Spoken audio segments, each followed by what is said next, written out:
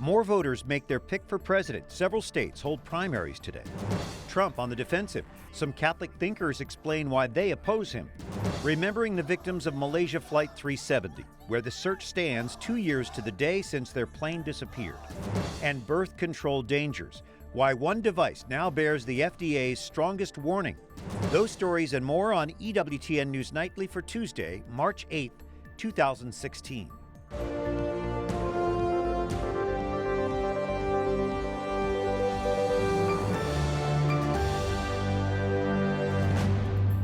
Good evening. Thanks for joining us. I'm Brian Patrick, and some call this Super Tuesday 2. 150 delegates are at stake today for the Republican presidential nomination. Republicans vote in primaries in Michigan, Mississippi, and Idaho, and they caucus in Hawaii. Democrats Hillary Clinton and Bernie Sanders face off in Michigan and in Mississippi. Some GOP candidates are already focused on Senator Marco Rubio's home state of Florida. It's considered a must-win state for Rubio, who faces an uphill battle. A new Monmouth University poll says he's still 8 points behind frontrunner Donald Trump there. And here in Florida, if you vote for John Kasich or Ted Cruz, you are voting for Donald Trump. I am the only one that can beat him in Florida. So far, Rubio's only wins are in Minnesota and Puerto Rico. Some leading Catholic thinkers say Donald Trump isn't fit to be president of the United States. JP2 biographer George Weigel, Princeton professor Robert George, and 35 others lay out their argument in a letter published on National Review's website. Jason Calvi is here with more. Brian, that letter makes it clear they're speaking about the Republican primary process, but they have a lot of convincing to do. Take Michigan, which votes today. 52% of Catholic Republicans in that state support Trump. That's according to a recent poll from Detroit's Fox affiliate. Many faithful are debating if Trump is a good pick. Friends and allies fighting for the traditional family and the unborn. But they're divided over Donald Trump, a former supporter of partial birth abortion. My fear is that if Donald Trump becomes president, if he becomes the nominee, that it will be the final defeat for social conservatives inside the Republican Party, that wing of the party, the social liberal wing, which I know very well in New England, will have finally taken over the Republican Party. Family Institute of Connecticut's Peter Wolfgang says he'll likely sit out if this year's choice is Trump versus Hillary Clinton. But Austin Ruse, a Cruz supporter who runs CFAM, the Center for Family and Human Rights, says not so fast. My wife and I have determined that if he gets the nomination, not only will we support him, but we will put signs in our yard. Sitting out the election or voting third party hands the White House and the Supreme Court to the Clinton family for 4 to 8 years. And what that means is between 1 and 4 Supreme Court justices. Trump says his picks to the Supreme Court will be pro-life. He also promises to ban abortions after 20 weeks of pregnancy and defund Planned Parenthood. Pro-life journalist Ben Johnson predicts Trump won't give up these issues. I think whoever the Republican nominee is going to campaign on those positions.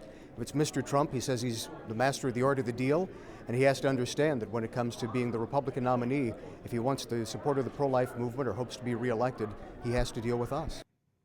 A Washington Post ABC News poll shows even though Trump is leading with Republican voters, 56% of Americans overall view him strongly unfavorably.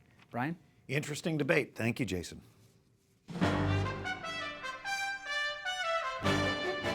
And other stories our EWTN News Nightly team is covering in today's world. There are growing tensions tonight in the political standoff over filling the Supreme Court vacancy. Lauren Ashburn reports from the White House. Brian, the squabbling continues over President Obama's decision to perform his, quote, constitutional duty and nominate a Supreme Court justice. Now, the number 2 Republican, Texas Senator John Cornyn, is warning potential nominees that the process will damage their reputation, saying they will bear some resemblance to a piñata. Despite meetings and phone calls between top leaders, the death of Justice Scalia has turned the nomination process into a bipartisan battle with little traction.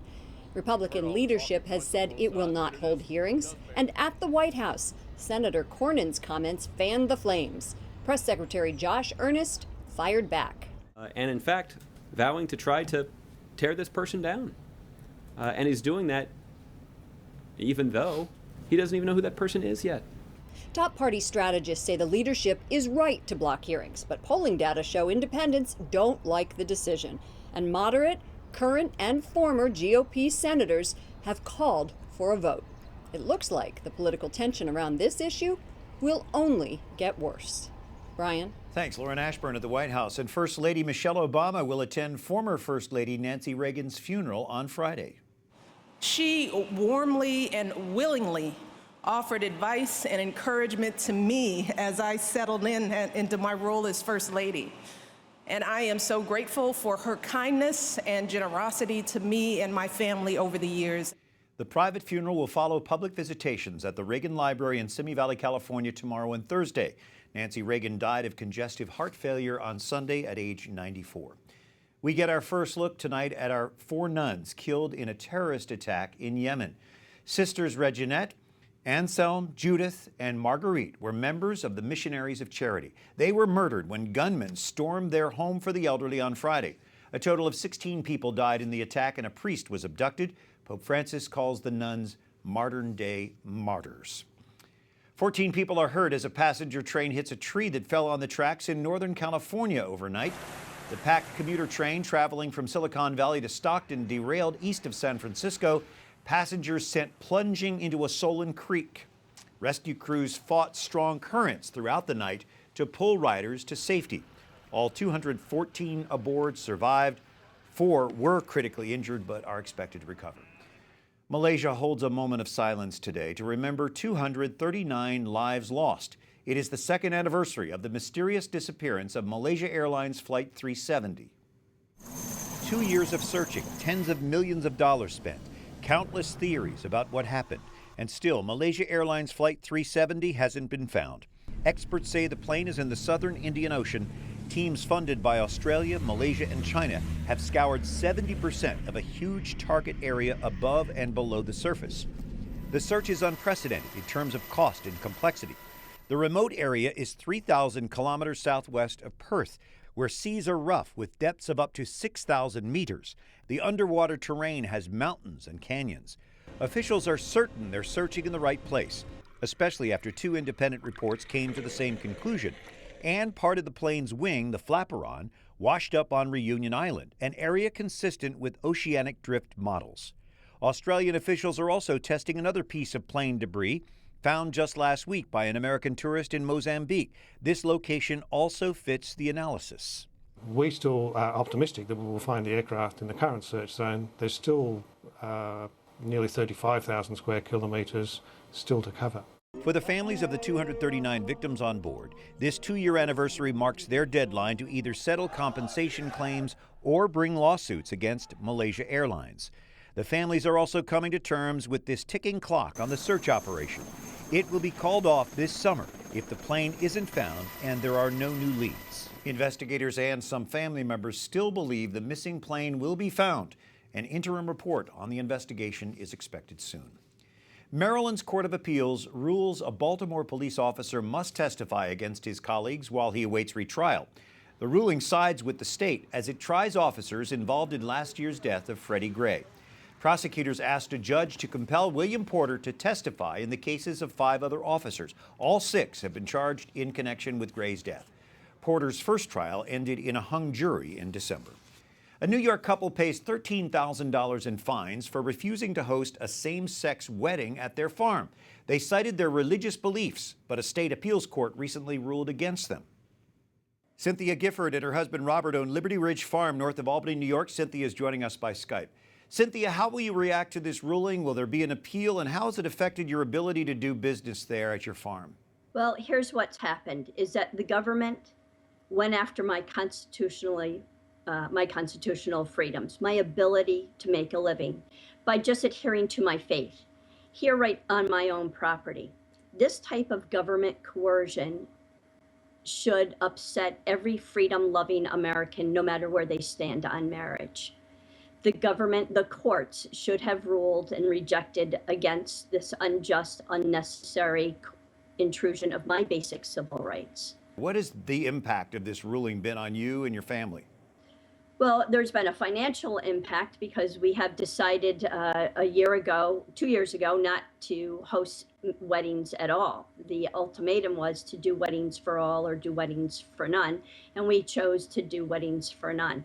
That has been a big impact financially on the family.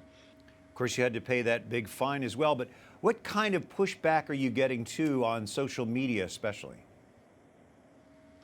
Well, I guess the most hurtful, financially, we had to pay the fine. And as just an American farmer here trying to make a living, the $13,000 was substantial. But what was more hurtful was the social media reaction, people not understanding what faith is all about and why we're standing for American freedom, our constitutional right, our religious liberties. People aren't understanding that. It's not about people, it's about our constitutional freedoms. Well, you've taken a beating for this. Are you firm in your faith and believe you did the right thing? I do. We led a good fight, and at this time, we've decided not to appeal the ruling that the New York government and its courts clearly do not respect our freedoms, our religious liberties. It doesn't matter to them. Well, we appreciate you spending time with us. Cynthia Gifford joining us by Skype from near Albany, New York. Thank you, Cynthia. God bless. Coming up, women are warned against side effects associated with one birth control device and making informed decisions about the Zika virus.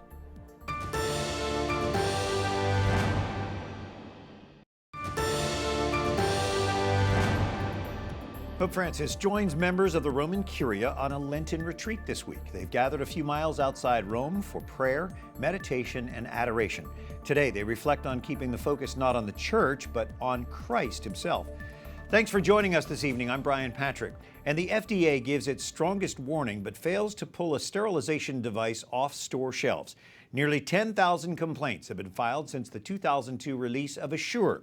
As Catherine Szeltner reports, the warning is seen as a blow to women's health. Patient safety and appropriate use of Assure are our greatest priorities.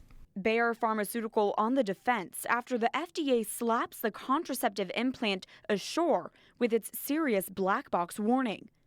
The nickel titanium coil blocks egg fertilization.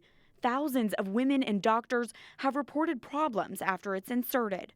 We see women with perforated uteruses, fallopian tubes, colon. Fertility specialist Allison Contreras calls Assure self-inflicted scarring, which is not quality health care. Although it's marketed as a non-surgical, long-acting contraception, the women who choose it actually end up having more surgery. Amanda Dykman is one of those women. She had Assure implanted in 2010 and immediately experienced symptoms including a bloated stomach, fatigue, hair loss, heavy bleeding, abdominal pain, and tooth decay. I have teeth that are just crumbling and falling out for no reason. Amanda is not alone. When she first started researching her symptoms in 2012, she found the Facebook group Assure Problems. Since then, the group has grown from less than 5,000 members to over 28,000. Dykman now works full-time to educate women about the implant's potential dangers. She says the FDA's warning last week falls short. The black box warning, to me, that's a joke. I'm sorry, it is. It's a joke because there are lots of things that have black box warnings on them, and I'm not stopping until this device is pulled from the market. Bayer says they have great sympathy for anyone who experienced problems with Assure, but stand by their product. Catherine Szeltner, EWTN News Nightly. Thanks, Catherine. The FDA is also requiring Bayer to conduct a study of 2,000 patients. Critics say a third party, not Bayer, should actually conduct that research. Interim results are expected next year. The sexual transmission of the Zika virus is more common than previously thought. The World Health Organization today cites reports from several countries. Just last week, experts testified on Capitol Hill about the birth defect potentially linked to the virus. There is no known cure, and treatments are very limited depending on what the etiology is of the microcephaly. Significant resources are going to have to be focused on the long-term care of these affected infants. Zika, spread mainly by mosquitoes, is becoming an epidemic in Latin America and the Caribbean. I spoke earlier with Rita Stanislawski, a physician assistant at the pro-life Tepeyac Family Center in Fairfax, Virginia. She says resources for families whose children are born with microcephaly often depend on where they live.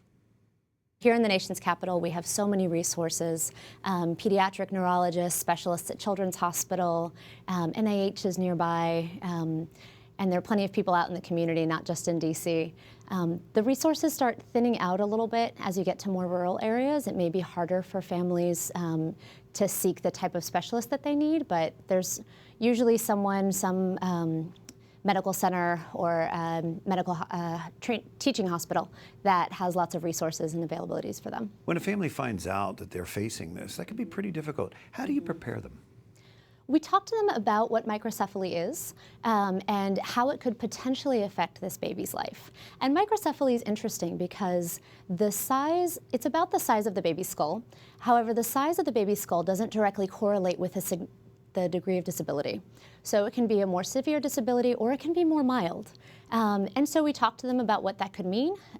We talk to them about how to prepare other children in the family and how to make sure that they can still move on with their life and learn to love this baby just like they love all their other children. There are a couple of cases, or several cases in the United States, of pregnant women with Zika. Are you familiar with those? I am. Currently, the CDC has confirmed that there have been 9 cases affecting pregnant women in the United States. All of these women contracted Zika virus from travel to a different part of the world, Latin America and the Caribbean. There's been one case where a baby was born full term with microcephaly, sadly. And this was a woman who spent the majority of her first trimester in Brazil, where the correlation between microcephaly and Zika is the strongest.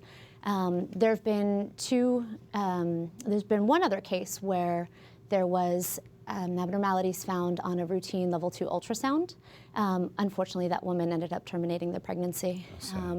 And most of the others so far, there have been no signs of brain damage or injury to baby. Very quickly, from the Catholic perspective, how do you approach preventing this situation?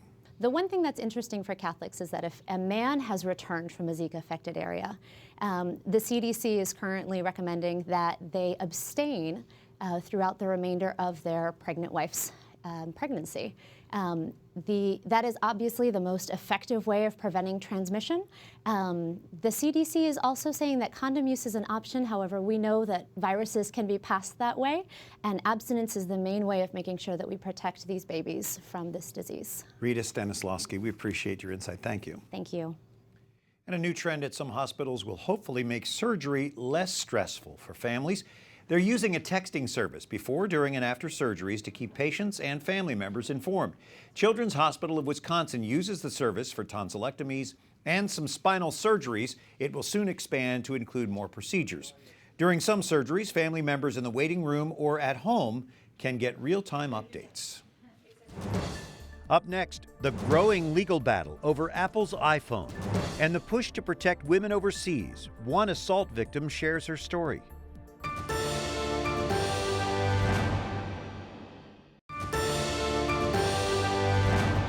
Thanks for joining us. I'm Brian Patrick.